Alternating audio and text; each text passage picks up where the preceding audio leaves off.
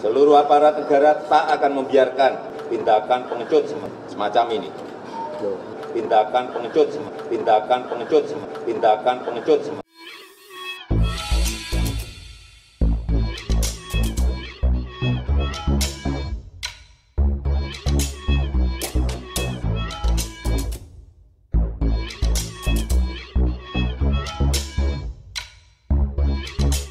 Tonton video ini sampai selesai agar Anda tidak gagal paham.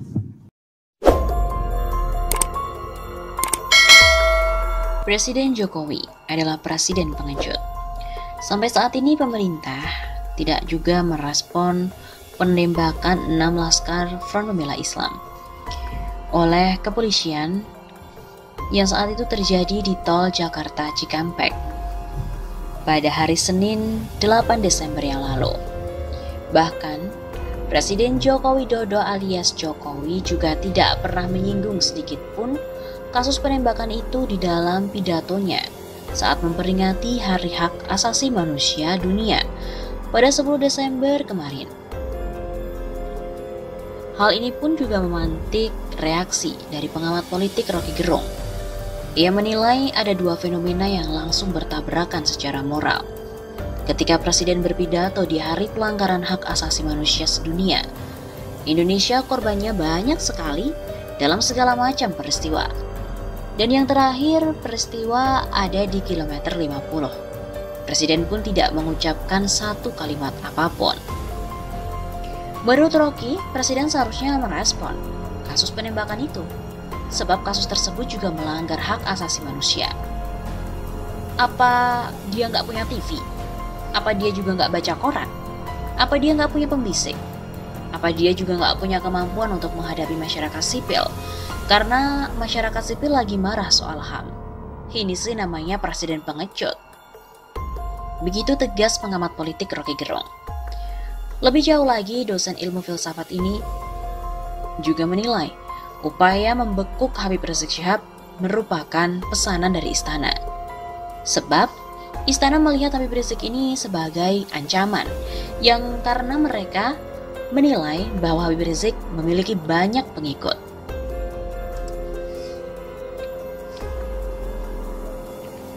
Jadi, kata Rocky Gerung, ia melihat bahwa upaya untuk membekuk Habib Rizik merupakan desain dari istana.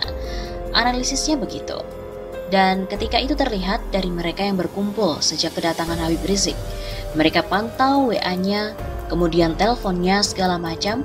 Hal ini untuk membuat jebakan ke dalam skenario penangkapan HRS. Padahal kata Rocky Gerung, Habib Rizik dari awal kesalahannya pun hanya soal undang-undang kesehatan, bukan kesalahan dalam melawan negara, bukan pula kesalahan melawan kemanusiaan ataupun korupsi. Ketika dia diintai terus untuk dicelakakan, itu yang terbaca dalam keterangan pers pejabat publik negara. Jadi ya, istana presiden ini memang terganggu betul, karena akan ada istana rakyat yang baru di Petamburan. Begitu pungkas Rocky Gerung. Selain itu, Rocky Gerung juga menyoroti penggalangan dana untuk para korban penembakan di tol Jakarta Cikampek beberapa waktu lalu. Ia pun juga melihat bahwa masyarakat memang benar-benar menuntut keadilan dan juga pengusutan atas kasus penembakan dari 6 pengawal FPI ini kepada negara. Kita bahwa percaya akal sehat publik akan terus menuntut agar supaya peristiwa ini benar-benar diuraikan sedetail-detailnya, supaya kita tahu kejahatan ini bersembunyi di mana. Karena sering dikatakan, setan itu selalu ada di dalam hal yang detail. Nah, detail ini yang seharusnya sedang kita bongkar. Seperti kita tahu, dinamika yang terjadi saat ini tentang HRS, FPI, dan juga kekuasaan Jokowi memang menjadi sorotan, baik di media sosial maupun di dunia nyata. Tahukah kalian, keberadaan HRS dan juga FPI memang sejak awal kemunculannya selalu berurusan dan juga bergesekan dengan kekuasaan. Yang pertama, FPI menyerang pusat-pusat dari maksiat, maka penguasa ekonomi yang berbasis kriminal dan kekerasan ekstra hukum akhirnya terganggu. Kemudian HRS FPI juga menyadari tidak bisa terus-terusan sebagai pemadam kebakaran. Bakar satu basis maksiat timbul basis maksiat baru.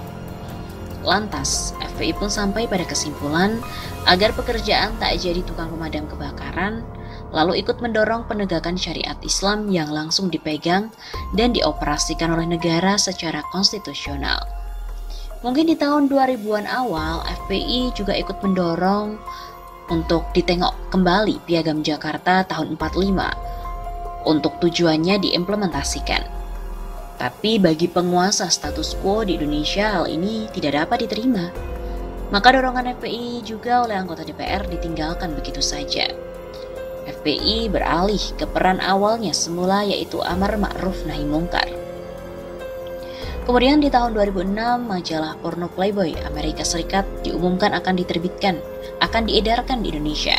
Tentu saja FPI langsung memadamkan. Kemudian pada tahun 2008, terjadi apa yang dikenang sebagai insiden Monas, bertepatan pada 1 Juni 2008 di hari lahir Pancasila. Waktu itu Aliansi Kebangsaan untuk Kebebasan Beragama yang berisi beragam lembaga dan aktivis pluralisme melakukan kampanye akbar di Monas. Mereka menentang aksi FPI yang membuarkan aktivitas Ahmadiyah di Parung.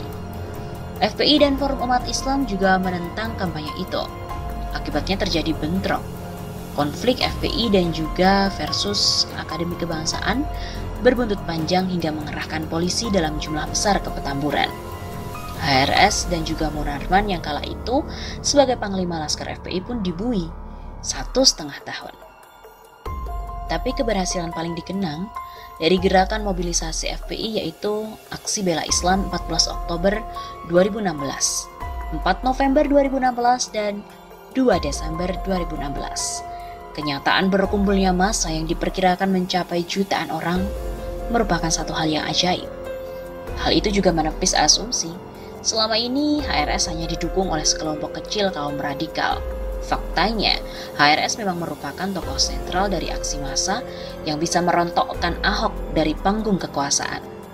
Meski semua orang tahu bahwa dia di-backup oleh presiden dan kekuatan-kekuatan besar lainnya.